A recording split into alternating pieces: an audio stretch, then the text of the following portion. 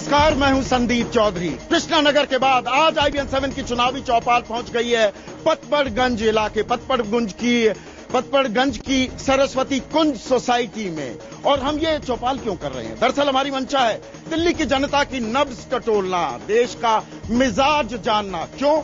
क्योंकि दिल्ली देश का दिल है और ये दिल दुरुस्त है क्या, या इस दिल को ट्रांसप्लांट की जरूरत है, या फिर इस दिल को एक पेस मेकर की जरूरत है? समझ गए ना मैं क्या कह रहा हूं? क्या कांग्रेस बरकरार रहेगी?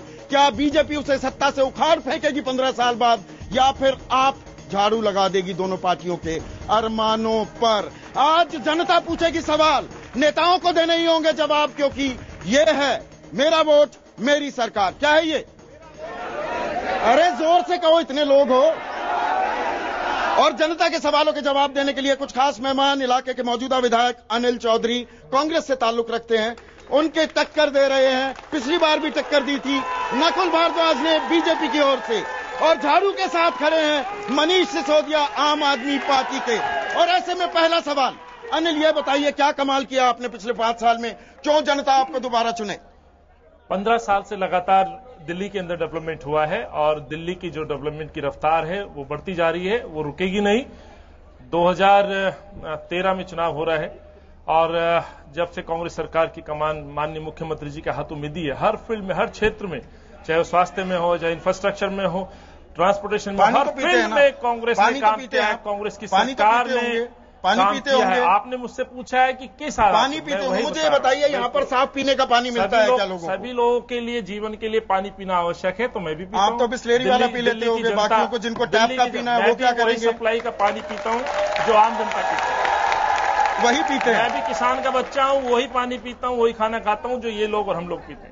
आपके बारे में एक और चीज कही जाती है अनिल, की आप राहुल गांधी के साथ घूमने में ज्यादा मसरूफ रहते हैं और यहाँ के लोगों के पास कम आते हैं। क्या ये सच है? मैंने सुना, कुछ लोगों ने मुझे बताया ऐसा। मैं पार्टी का वर्कर हूं, मैं यूथ कांग्रेस अध्यक्ष भी था। छात्र एक आम परिवार के बच्चे को NSY का प्रदेश अध्यक्ष से लेकर के जो जिम्मेवारी संगठन ने दी है, तो संगठन की जिम्मेवारी कोई भी हो, चाहे मेरे साथी ये पार्टी में काम कर रहे हैं, ये लोग भी अपनी पार्टी नहीं, लोग कह रहे हैं पतपड़गंज में आप कम दिखते हैं, जवाब आप भट्टा परसौल में दिख जाते हैं। ये 18 कॉलोनी में डेवलपमेंट, जो क्षेत्र के लिए डेवलपमेंट हुआ, बाहर घूमने से नहीं हुआ, वो क्षेत्र के अंदर हुआ है। जो आपने सवाल किया है, ये जो काम हुआ है 18 कॉलोनियों में सीवर लाइन डलवाना, सड़कें बनवाना, उन कॉलोनियों पर सीवर की अभी भी समस्या है। आज ऑन रिकॉर्ड है मंत्रियों के साथ बैठकों का दौर। ये एक जो र्यूमर दुष्प्रचार हमारे साथी लोग, पार्टियां, आरोप क्या चाहिए कि जी विधायक नहीं देंगे। मैं तो ये कहना चाहता हूं कि आप लोग चुनाव लड़े पिछली बार, आप 2 महीने पहले आकर के ये एजेंडा लेके आए। आप 4 साल 10 महीने कहां थे? 4 साल 10 महीने। एक और मैं दबाना चाहता हूं, यदि आपने मुझसे सवाल किया है कि आप चाहे आप उत्तराखंड में चुनाव लड़ रहे थे या दिल्ली में, आप कहां थे? उत्तराखंड में थे या दिल्ली में? दूसरा सवाल, आज जो दूसरे उम्मीदवार हैं, जब तय होगा वो मैं जवाब मांगूंगा, जनता जवाब मांगेगी, मैं तो अपना हिसाब, मैं भी जवाब मांगूंगा। नकुल, क्या आपका दरअसल जो ये आरोप लगाने लगते हैं आप कांग्रेस पर कि सियानी बिल्ली खंबा नोचे वाला हाल है, 15 साल से आप सत्ता में नहीं है? मैं कहीं ना कहीं किसियात आ गई है, कहीं ना कहीं। मैं कहीं ना कहीं ये जरूर कहूंगा कि जो आपने कहा कि ये 4.5 साल ये पटपड़गंज में दिखाई नहीं दिए। 6 महीने में अपनी गाड़ी में नारियल के पूरे बोरे ले आए और हर गली में नारियल फोड़े गए। जो 18 कॉलोनियों में ये सीवर लाइन की बात कर रहे हैं, 3 महीने पहले शीला दीक्षित वहां नारियल फोड़ के गई हैं। 4.5 साल पहले वो नारियल क्यों नहीं फूटे? और पानी की समस्या, आज पटपड़गंज की जनता पिछले 15 साल से अपने आप को छला हुआ महसूस कर रही है। अगर आप डेवलपमेंट की बात करते हैं तो यहाँ पे दूषित पानी पीने का आप तो नेता तक नहीं चुन पाते, कभी विजय गोयल, कभी हर्षवर्धन, आपके पास तो नेता तक नहीं है। मैं जवाब देता हूँ, भारतीय जनता पार्टी में नेता कार्यकर्ता चुनता है, एक परिवार नहीं चुनता जो उसको पैसे ला के दे। इनके यहाँ पर एक परिवार है जो सबसे ज्यादा पैसे ला के देगा, उसको विधानसभा पहुंचा देंगे, मुख्यमंत्री पहुंचा देंगे। Bharatiya Janata party cadre based party है, एक आम आदमी भी मुख्यमंत्री बन सकता है, वह रिमोट कंट्रोल से नहीं चलती चीजें। लेकिन मनीष, आप किस बिना पर चुनावी समर में इस मैदान में डटे हुए हैं? आपके पास तजुर्बा नहीं, आपके पास संगठन नहीं, आपके पास पैसा नहीं, क्या आप वोट कचुआ हैं? दरअसल खेल बिगाड़ने आए हैं सिर्फ।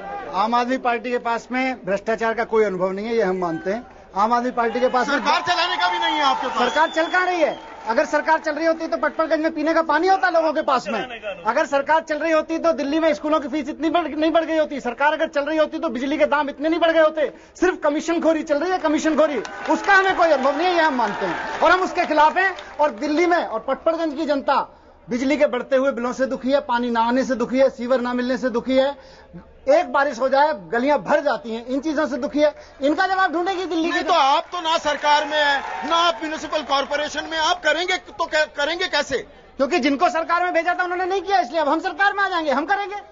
वो अपने पता नहीं क्या क्या करते रहे, हम लोग करेंगे फिर आगे। आपको लगता है ये जो तालियां बज रही हैं ये बटन भी दबाएंगी? बिल्कुल, कुछ लोग आ गए, आपका थोड़ा सा मन बहला रहे हैं। बिल्कुल, आप पटपड़गंज विधानसभा में निकल जाइए, उसके बाद आपको समझ में आएगा। 10 में से 8 आदमी कहेंगे इस बार झाड़ू चलेगी। पहले तो मैं ये कहूंगा कि शेख चिल्ली के हसीन सपने हैं, नींद में हो जागो, नंबर 1। नंबर 2, आप पहले तो यह तय करो कि वैशाली वसुंधरा छोड़ के पटपड़गंज में रहना शुरू करो, जब जाके यहाँ पता चलेगा। आप राष्ट्रीय नेता बन रहे हो, पहले पटपड़गंज की समस्याएं गिना रहे हैं 1 महीने पहले। बिल्कुल, एक तो देखिए, पहले तो ये लोग आपका माइक लगा हुआ है। पहले तो ये लोग टिकट तो ले आए, उसके बाद बात कर लें। जी, 1 मिनट आता हूँ। मैं दोनों ही साथियों की मैं वार्ता देख रहा हूं। मुझे तो कहीं लग रहा है जो दूसरों पे सवाल खड़े कर रहे हैं तो नकुल जी भी अपनी गिरेबान में झांक लें, कहां से आए और अभी कहां से ये तय कर लें। दूसरी बात, जिन्होंने कही नारियल तोड़ने की बात, तो जनाब जहां काम होता है वहां शुभ कार्य होते हैं और ये गवाह है। इतनी देर से क्यों होते हैं? यही इतनी देर से क्यों होते हैं? जवाब चुनाव आए तो नारियल फोड़ने लगे। जवाब दे रहा हूं। मुख्यमंत्री जी तो केवल 5 कॉलोनियों के उद्घाटन करने गई थी। मेरे क्षेत्र में 18 कॉलोनियां हैं। 18 कॉलोनी में लगातार 2008 से काम हो रहे हैं। अनिल, आलम तो ये है, आलम तो ये है, मंडावली ऊंचे पर इस गर्मी में पानी की इतनी किल्लत थी कि आपके पोस्टर लगने वाले थे कि अनिल चौधरी है कहाँ, ढूंढ कर लाओ। आज 2009 के बाद जो 2010-11 के बीच में सीवर डले वो मैं हिसाब देता हूँ। बी ब्लॉक वेस्ट विनोद नगर जो आज बात कर रहे हैं, इंदिरा कॉलोनी, अल्लाह कॉलोनी, 2010 में ऑन रिकॉर्ड है। आरटीआई डाली, आरटीआई एक्टिविस्ट है। चलिए, जनता भी सवाल पूछेगी, जनता भी सवाल पूछेगी, जनता के सवाल लेते सबके पास आ रहा हूँ। जी सर, मैं अभी इंडिया टीवी पे एक प्रोग्राम देखा था जिसमें अरविंद केजरीवाल जी का प्रोग्राम था, जनता की अदालत। उसमें करोल बाग के एक सीट पे जिसको दे रखा है टिकट, उसकी बात मैं मनीष सिसोदिया जी से पूछना चाहूंगा, क्या उस टिकट का क्या हुआ? इन्होंने कहा अभी हमारे पास नहीं, पटपड़गंज की बात करते हैं। ये लोग झाड़ू की बात करते हैं, इन्हें ये नहीं पता कि यहाँ पे विकास जो पिछले 5 साल में जो अनिल चौधरी ने यहाँ पे विकास किया है। नहीं, आप कार्यकर्ता की तरह बोलने लगे, आप कार्यकर्ता की तरह बोलने लगे। अनिल चौधरी जी ने विकास करा। आप सवाल पूछेंगे कि प्रशंसा करेंगे? मैं सवाल पूछ रहा हूं कि चंदर विहार में सीवर लाइन 2 गली में डाल के क्यों काम बंद कर दिया? सबसे बड़ी बात यह है कि जो 12 इंची का पाइप डाला जा रहा है वो कितने दिन पाइप चलेगा? 18 इंची का, कम से कम 18 इंची का पाइप डलना चाहिए। तीसरी समस्या ये है कि बिजली और पानी के बिलों ने जनता की कमर तोड़ रखी है। बिजली पानी का बिल। यहाँ पर कुछ सीनियर सिटीजन है, आप में से सवाल पूछिए। जी, बैठ के पूछिए अंकल। मैं पूछना चाहता हूँ, क्या वार्ड नंबर 217 में कम्युनिटी सेंटर बनाने के लिए क्या कारगर कार्रवाई कर रही है? क्या कारगर कार्रवाई हो रही है? आप सवाल पूछना चाहते हैं, थोड़ा सा आगे आना होगा आपको। जी, जिस वक्त बिजली के बिल बढ़ रहे थे तो हमारे माननीय विधायक साहब ने क्या कभी हमारी तरफ से आवाज उठाई? और क्या नकुल भारद्वाज जी जो थोड़े से ही वोट से जीते थे, जनता ने एक तरीके से उनको चुना भी था, क्या उन्होंने आगे जनता का कभी साथ देने की कोशिश करी? जी चलिए, मैं आपको सवाल पूछना चाहता हूं। सर, अभी नकुल जी ने कहा है कि हम आम आदमी पार्टी वाले मुंगेरी लाल के सपने देख रहे हैं। सर, वो तो 15 साल से सपने तो आप आम आदमी की सपोर्टर हैं? मैंने ये नहीं बोला। और रही विधायक जी की बात, विधायक जी ने तो आज 10 दिनों में इतना काम करा दिया जो आजकल 15 सालों में नहीं करा। जो 15 सालों में नहीं हुआ 10 दिनों में करा दिया। बिजली और पानी के बिलों से लोग आज से परेशान हैं। देखिए, कई बातें आई हैं, अलग अलग। एक साथी ने जवाब मैं देना चाहता हूँ चंद्र विहार का। 12 इंची सीवर की बात कर रहे हैं। बिल्कुल सीवर का, क्योंकि ये जो मुझे मालूम है कि इस पार्टी से जुड़े हुए हैं और जिस तरह से उन्होंने सवाल जनता के सवाल चंद्र विहार के साथ ही लगी हुई उत्तरी स्कूल ब्लॉक कॉलोनी में 100% सीवर।